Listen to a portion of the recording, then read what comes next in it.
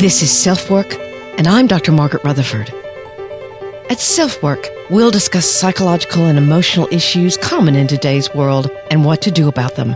I'm Dr. Margaret, and SelfWork is a podcast dedicated to you taking just a few minutes today for your own self-work. Hello and welcome to SelfWork.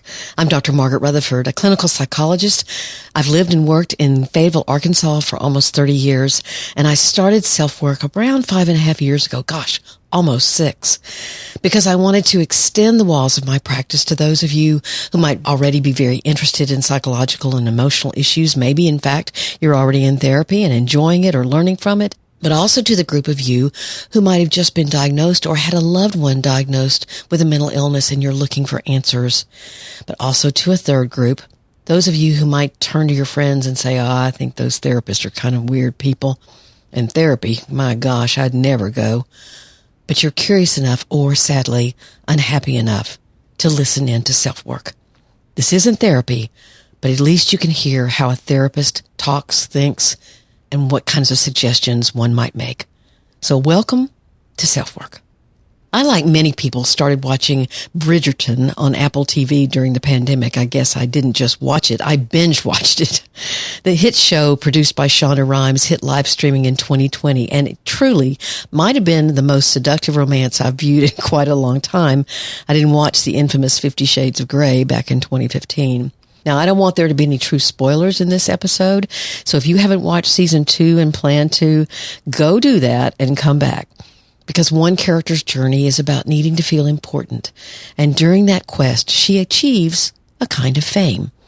But what happens if you want to be liked and followed in our current social media kind of way? Maybe even fantasize about it, and you never achieve it. You'll likely feel envy. So we're going to talk about how you know you're envious. I'll throw myself under the bus here, as sometimes I have to admit it's hard not to look at the numbers for self-work or sales of perfectly hidden depression or whatever number we're talking about, and not allow whether they're up or down to influence my mood. I hate it, really, but I'm aware of the power of those numbers. So when I check them, I laugh to myself and call it my self-esteem yardstick for today, hoping that my sarcasm will keep me from truly counting on it to help me feel good. Even writing that, I kind of shudder a bit. I'm hoping awareness will keep me in my wise mind, as the DBTers might say, and do my best to stay away from that kind of envy or comparison.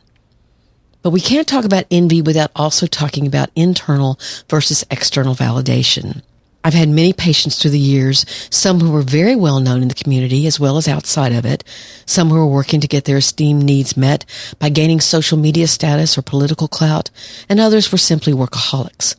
All of them struggled with what I call internal validation. They weren't able to feel or tell themselves that you're important as you are, devoid of immense popularity or high achievement. And of course, there's my passionate concern toward the perfectionists in the world, many of whom are achieving things that get noticed, but they live in fear that they'll somehow make a mistake and their world will come crumbling down. You might be one of those people. So we're going to talk about the difference between external and internal validation. But then the third thing we'll focus on is celebrity. Does being well known have a downside? And we'll hear from Tim Ferriss, whose podcast has been downloaded, get this, 700 million times. We'll hear what he has to say about the fame he's achieved, like it or not. In fact, I'm going to quote him right now. If you suddenly had 100,000 or 1 million or 10 million more followers, what might happen? I thought I knew, and I was naive. We'll hear a lot more from him later. The listener voicemail this week is from a man whose brother is depressed but will do nothing about it. You can hear this listener's concern and sense of helplessness in his voicemail, and I'll do my best to offer some ideas. So today in this episode, sponsored by BetterHelp, we're talking about the quest to be known, to be recognized by many, how you can know that you become envious, the difference between internal and external validation, and how a balance of both is really great. And, of course, what mega podcaster Tim Ferriss might say to us. Welcome to the 288th episode of SelfWork.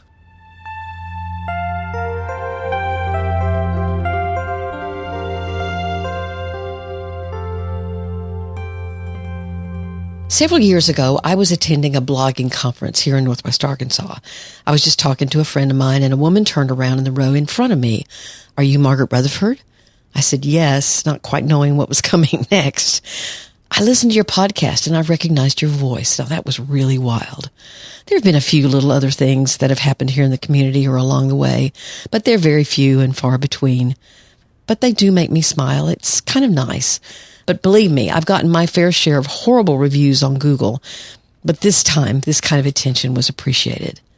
So today we're focusing on seeking validation from others and the need for balance in external and internal validation. After all, so much in our normal work is about needing to meet the expectations of others. In your job, you're seeking validation from your supervisor, if in school, from your professor or teacher. Getting validated or endorsed as a great plumber or an efficient CPA or a kind, smart anything really is a good thing. That's normal. When I cook a meal, I don't particularly want its consumers to pick at it and then ask me what's for dessert. Validation that it's tasty feels good. That's external validation. But you can lust after validation so much that it begins to change who you are. You can begin to constantly compare yourself with others negatively. You can copy what others do that you deem successful rather than sticking with your own ideas. You can begin to resent others' success, and that can lead to envy, where you believe that you are just as deserving as that person to have or be or possess what they have. So how do you know that your need for external validation is too high? And perhaps you've even moved into envy? These were some of the things that came to mind, behaviors that come to mind, things you do. Number one, you scroll through others' Facebook, TikTok, Instagram, and compare their feedback to yours. Number two, you are almost constantly checking your own numbers or likes. Number three, you bring up your own work with others without being asked. Number four, you begin to alter your life so that it looks better on social media. Or if social media isn't involved, you spend time worrying that your life doesn't seem special enough. Number five, the bulk of your time is spent trying to meet or exceed the expectations of others. You've heard me talk about this in socially prescribed perfectionism, if you remember, and it can be highly destructive. Number six, you discount or deny your fear of disappointing others. You can even pretend that you don't care what other people think about you when really you intensely do. Number seven, you begin to hide your insecurity by drinking more or using drugs. I've had more and more of my patients who are using gummies legally, and that's fine in its own way, but not if it's about hiding your insecurity. And number eight, you've had very tough childhood experiences or traumas that you don't disclose or you've never worked through. And thus, wanting the life of someone else is a way of disconnecting from that trauma. But this also can move into very ugly envy. And an increase in social media use can fuel self-esteem problems and insecurity, which is the underpinning for envy. So what are some of the markers of envy itself? You aren't happy for others when they achieve success. Another person's success makes you feel unhappy. You'll feel the need to diminish someone else's success. You'll say something about them that's harsh or belittling. You judge others negatively. You're happy when others face setbacks. And you often can surround yourself with other envious people. So you get validation for being envious. So, this is not a pretty thing to recognize in yourself. In fact, it's very hard and it keeps you miserable. So again, the first way it's formed is through your own insecurity, but it can also be modeled as normal, even appropriate behavior. If you had a parent who struggled with envy, then they might have told you others envied you or taught you to do the same, setting up in your mind that life was all about competition, who had more but deserved less. Envy is when you want what someone else has. And yet, you will deride that person for having it. Let's say you'd like to be better known in your community or more popular, asked to more events. But then you'll turn around and describe the person who is more popular and does go to more events. You know, she's never at home. I bet her marriage is falling apart or her kids are a mess. So, you know, I like to talk about what you can do about it. First, you have to recognize that envy is running your life. And again, if you've surrounded yourself with others who do the same, then that kind of awareness is very difficult. Yet what you can begin to realize perhaps more easily is how you're making yourself miserable. A way to do this is to become aware, keep tabs on exactly how much time every day you spend checking on what others are doing, and become aware of your own inner dialogue about it. How much do you focus on it? Then third, to move away from envy, you have to identify your own individual, unique competence, what you like about yourself. This is better termed internal validation. And internal validation can be tough, especially when your job or your relationship or your family doesn't offer many compliments or well-dones. So being able to know what your competencies are, own what you do well, is important. And I fully realize sometimes has to be done in the context of problematic jobs, problematic relationships, and problematic families. And that's when sometimes going to a therapist can help. In fact, stop right now and take a minute to list 2 or 3 things that you like about yourself. If you can't, because you're struggling right now, then think what your best friend likes about you. Sometimes those best friends can really back you up when you need it.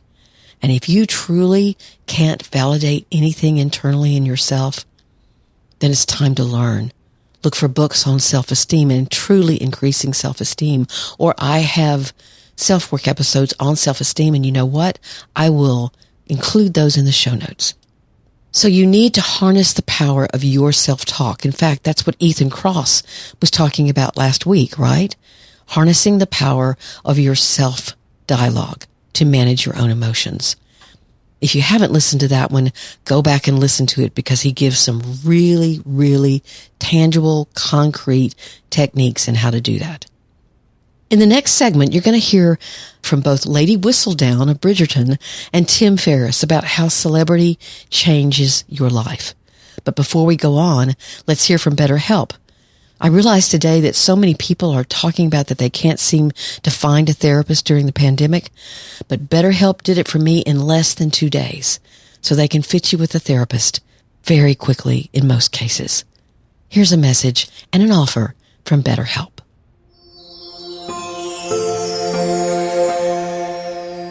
I'm proud to say that BetterHelp has been a sponsor of SelfWork for more than 2 years now. They're ranked often as number 1 when compared with other professional therapeutic online services, and do their best to match you with a therapist that you'll feel gets you, is attuned to you, and with whom you can find the kind of help and healing you need. You can do video sessions, you can text, because BetterHelp wants to offer you the most accessible and private therapy they can. Their therapists are licensed professionals. In fact, I've received offers from BetterHelp to become one of their therapists, but SelfWork keeps me busy.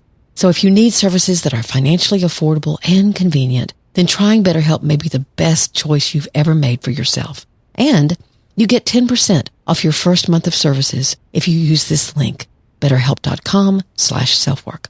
You know, I'm a therapist because I got good therapy, because I learned the immense value of hearing another experienced and knowledgeable perspective on my own life from someone that cared and was invested in my getting better. So try BetterHelp and get 1 month at a 10% discount. betterhelp.com/selfwork. Now let's get back to Lady Whistledown. On the show Bridgerton, the character whose identity first remained a mystery is the writer of a gossip sheet that is witty, but only really speaks truths. It's not malicious, it's just truthful. But it truly acts as the way for this character to fill her own need to be visible to others, because she feels very invisible. People don't typically notice her, which is how she's able to eavesdrop so quickly and so easily. We find out her identity at the end of season 1, but I read an interesting interview, which is in your show notes, with the actress that plays her, a woman named Nicola Coughlan. And Coughlan says, the character's name is Penelope. Penelope does it as an outlet. She goes, I'm going to prove you all wrong. I am smart and clever and funny. But this perception ends up altering Penelope's character in season 2. And she quotes Penelope as she's talking to her friend. It would change you if everyone in London was obsessed with you. We began to see how it was changing her at the last of season 2, but let's just say it costs her dearly. Again, trying not to be a spoiler. And if you haven't watched Bridgerton, it's really fascinating. But wouldn't it indeed, if suddenly you were thrust into the limelight, how would it change you? I was fascinated by hearing from Tim Ferriss, who is again a mega podcaster, whose meteoric rise to fame happened in 2007 when he published his first book, The 4-Hour Workweek. Here's a quote from him in a blog post that I'll have for you in your show notes. He says, "If I'm not famous by 30, I might as well put a bullet in my head." That's an actual sentence I spoke to one of my closest friends. At the time, I was 28. Fortunately, unlike during my darkest period in college, I wasn't serious about suicide. Nonetheless, the sentiment was real. I felt like I somehow needed fame. In retrospect, there was a lot of self-loathing from tough childhood experiences, and I desperately hoped that love from without, external validation, remember, would somehow make up for hate from within. So you could hear the intense need for external validation that we've been talking about because he had hatred from inside, which stemmed from his childhood. Again, that is sadly and tragically much more common than many of us recognize. But in this blog post, he goes on to talk about the many benefits of fame, and he says he's really not a celebrity like Brad Pitt or Viola Davis. Things like friends he's made, the money that he can use to back charities that are important to him, places he's traveled. But he also says this, and I'm quoting again from the blog post. "During my college years, one of my dorm mates' dads was a famous Hollywood producer. He once said to me, 'You want everyone to know your name and no one to know your face.' Taking it a step further, we could quote Bill Murray. I always want to say to people who want to be rich and famous, try being rich first. See if that doesn't cover most of it. There's not much downside to being rich other than paying taxes and having your relatives ask you for money. But when you become famous, you end up with a 24-hour job. The only good thing about fame is that I've gotten out of a couple of speeding tickets. I've gotten into a restaurant when I didn't have a suit and tie on. That's really about it." Now, I've heard a lot of people who hear things like this say, well, you can say that because you are actually famous. And what do I wonder about when I hear that statement? I wonder about envy. Truly, some of the wealthiest people I've had as clients are some of the most insecure. But perhaps that's another episode. I'd like to talk about the real aspects of celebrity that Tim Ferriss has felt besieged by. And he gives you specific examples of this. And if you're interested, it is a fascinating article to read, but let me read them to you because all of them have happened to him. Stalkers, death threats, friends and family being harassed or followed, extortion attempts, desperation messages. I've had some of those. Threats or fears of actual kidnapping, identity theft or impersonation, media attacks. I've had certain things on Facebook said to me that were pretty harsh. Not being able to trust that others are truly friends, invasions of privacy, and he's not exaggerating. I can remember wanting to be famous, wanting celebrity. I wanted to be a famous singer. But when I think of the most mentally and emotionally healthy people I know, and I must say that I've met some famous people, but I can't say I really know any of them. The most healthy people I know, none of them were famous. They're in my heart and remain there forever because of what they stood for, the way they loved others and me, what their passions created. As Lady Gaga has said, I don't think I could think of a single thing that's more isolating than being famous. Let's talk about envy one more time. To me, the opposite of envy, or something that feels eminently more healthy than envy, is healthy emulation. The actual first definition of that word does mean to equal or exceed someone. I didn't really know that until I looked it up. I use it like the second definition uses it, meaning to imitate. There are people I want to emulate or to imitate, meaning to me that there are things about them I admire. And I don't want to copycat them. I want to do my best to create in my own life what I admire about theirs. I don't want to take it from them or deride them for having it. I can say openly, I think X being the name of someone, I think X is great, and I don't want to be an exact copy of them, but I want to learn from them. If a client tells me that they don't have anyone in their life that they admire or who they look up to, my advice is to go look for someone in your church, in your neighborhood, in your community, online. It can be someone you know or someone you don't know, but who do you want to emulate? Again, it's what you can do about making sure that envy doesn't seep into your being, but rather you can follow in someone's footsteps. You can learn from them and create a life that's fulfilling for you. SpeakPipe message from drmargaretrutherford.com. So here's this week's voicemail. Hello, Dr. Margaret. Yeah, this is the first time I listened to your podcast. I was wondering, my brother is going through depression, and currently the family is not able to support him the way they should. And I'm kind of feeling helpless where I'm not able to help him. And he is also not going to a therapist or taking any medicine. Seems to me that he has chronic depression. He is internally suffering. I'm not able to figure out what we can do. Could you suggest, and maybe in one of your podcasts, on how to handle such scenarios where you cannot directly talk to the person on that they need a therapy, and even the family, immediate family who is there with him, is not able to understand how to help him out. But I know he's suffering internally and just going through a lot. Please suggest what we can do. Thank you. You can hear the worry and sense of helplessness in this listener's voice. I looked back and I did do a very early episode, very early, number 10 in fact, on loving someone who has depression, and I'll have that in the show notes.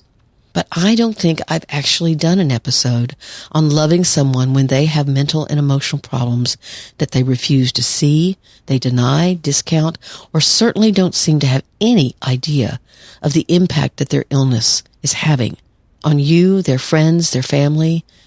It's actually a similar kind of helplessness that you can have when someone you love denies a medical or physical illness, a diabetic who doesn't check their insulin levels, someone with cancer who keeps smoking, or someone with likely diabetes or cancer who refuses testing at all. Whether it's stoicism, stupidity, or stubbornness, it's very hard to watch. But I was surprised I hadn't talked about what is a very common and often tragic problem. When mental illness goes untreated, what are the people that love that person supposed to do? What if it leads to arrest or worsening addiction or staying in an abusive situation? So, I always like to answer people's questions, and this will be the topic of episode 289, and it's long overdue. I'll just say this. The anguish that I hear and see from parents, siblings, adult children, and even young children when mental or emotional illness isn't owned can be haunting, as the dreams or hopes or expectations that someone you love will lead a rewarding life slowly vanish. So please come back next week to hear an answer. I'm not sure it's the answer, but it's the best answer I can give at this point. So I'll see you next week.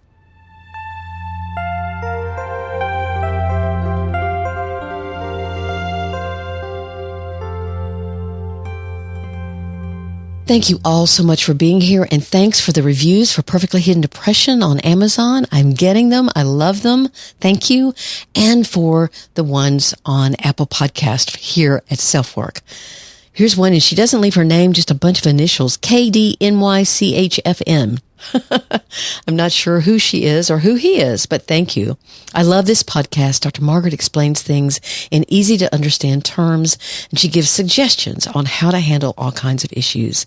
I listen to the podcast at night when my thoughts are racing all over the place. Listening to her soothing voice helps me to focus and to relax. I always learn something. Thank you so very much. I told y'all last time that these often bring tears to my eyes because it means so much to hear from you what you enjoy and to get suggestions about what you might like more of or less of in the future. So keep those reviews coming. Thanks. There are also lots of ways of getting in touch with me. You can subscribe at my website, drmargaretrutherford.com. And you'll get a weekly newsletter that includes both my weekly blog post and this podcast. It's an incredibly easy way to keep in touch with me. You can email me at askdrmargaret at drmargaretrutherford.com, or just like our voicemailer did this week, you can leave me an actual voicemail at SpeakPipe, and that app is both in your show notes. If you just check it, just take a second, or go to my website at drmargaretrutherford.com, and it's all over the place there. It's called SpeakPipe. You have 90 seconds to leave me a message. Make sure you speak where I can hear you, and if I can answer your question, I will do so right here on SelfWork. It's such fun to hear your voices and imagine where you are and who you are, and sometimes you even tell me, and that's even cooler. And of course, there's my Facebook closed group at facebook.com/groups/selfwork. So thank you for being here. Please take very, very good care. I'm just hearing about some people who are coming down with COVID, so be careful out there, as they used to say, I think on Hill Street Blues, I think. I'm Dr. Margaret, and this has been SelfWork.